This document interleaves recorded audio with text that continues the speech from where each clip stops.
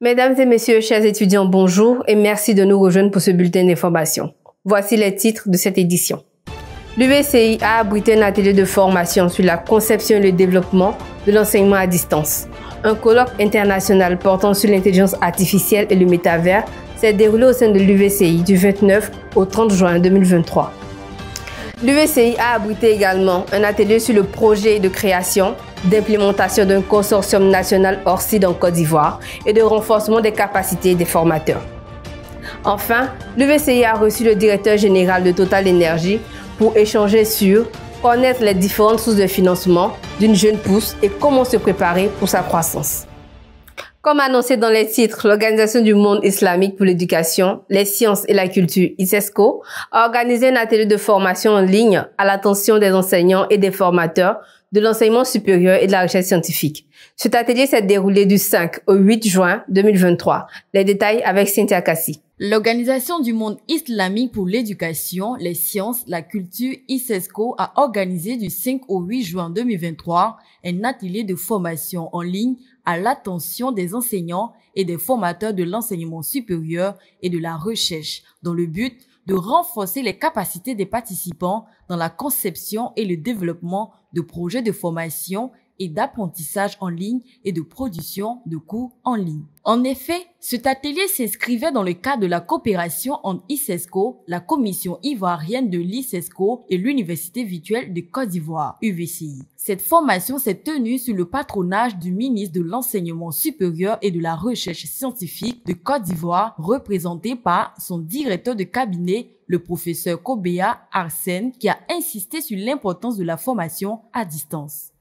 Les cours à distance, donc en ligne, sont de plus en plus sollicités et sont devenus même une alternative viable à l'enseignement traditionnel en présentiel dans de nombreuses situations, y compris dans les situations d'urgence telles que les pandémies comme je viens d'en parler, les désastres naturels. Aujourd'hui, avec le changement climatique, eh bien, vous aviez une école, elle est décoiffée, vous aviez une université, elle est en panne, vous êtes littéralement envahi d'eau, hein, et donc vous devez déménager. Bien, mais il faut toujours, avec l'enseignement en ligne, vous pouvez toujours continuer d'être éduqué. Cet atelier a réuni une trentaine de participants issus des différents établissements du MESRES qui ont bénéficié d'une formation théorique et pratique sur les principes et les méthodes de conception et du développement de projets de formation et d'apprentissage en ligne et de production de cours en ligne. L'atelier a pris fin le jeudi 8 juin 2023 par une cérémonie de remise des attestations de participation et des certificats d'excellence. Un colloque international sur l'intelligence artificielle et le métavers a eu lieu du 29 au 30 juin 2023 à l'Université virtuelle de Côte d'Ivoire en mode hybride. Un colloque capital au cours duquel des experts du monde se sont exprimés. Le point avec Olga Mariabo. Un colloque pensé et organisé par l'UVCI en collaboration avec le programme thématique de recherche technologie de l'information et de la communication PTR-TIC du CAMES, la délégation permanente de la Côte d'Ivoire auprès de l'UNESCO à Paris, la chaire UNESCO biotique de l'Université Alassane Ouattara de Bouaké, la Commission nationale ivoirienne pour l'UNESCO et le Centre de savoir-mémoire du monde de Côte d'Ivoire s'est déroulé du 29 au 30 juillet 2023 à l'Université virtuelle de Côte d'Ivoire, UVCI en mode hybride. Ce colloque a débuté par une cérémonie d'ouverture présidée par le professeur Adama Diawara, ministre de l'Enseignement supérieur et de la Recherche scientifique, MESRES, représenté à cette cérémonie par Madame Kofi Yolande Niagne, conseillère technique du MESRES, qui a salué et soutenu cette initiative au nom du ministre. Je voudrais remercier et féliciter tous les participants, acteurs et co-organisateurs de cet événement scientifique.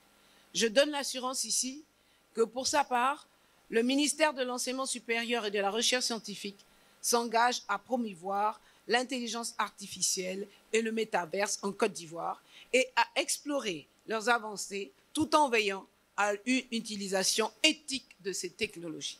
Cet événement scientifique a rassemblé les décideurs, les universitaires et leurs professionnels de l'industrie et de la documentation autour du thème l'intelligence artificielle et le métavers, enjeux techniques, éthiques et impacts sociétaux. L'occasion a été bonne pour ces experts de partager leur expérience et leur expertise sur le potentiel et les nouvelles opportunités pour la recherche et le développement qu'offre l'intelligence artificielle, IA et le métavers. De plus, ce colloque a permis d'échanger sur les tendances actuelles, les meilleures pratiques et les opportunités futures de l'IA et du métavers au service de la recherche, de la stratégie et du développement de politiques. Ce colloque s'est achevé avec une grande satisfaction de tous les participants et sous de belles perspectives, comme la publication de tous les travaux présentés, annoncés par le président du comité scientifique, le professeur Koné Thiemouman, directeur général de l'UVCI.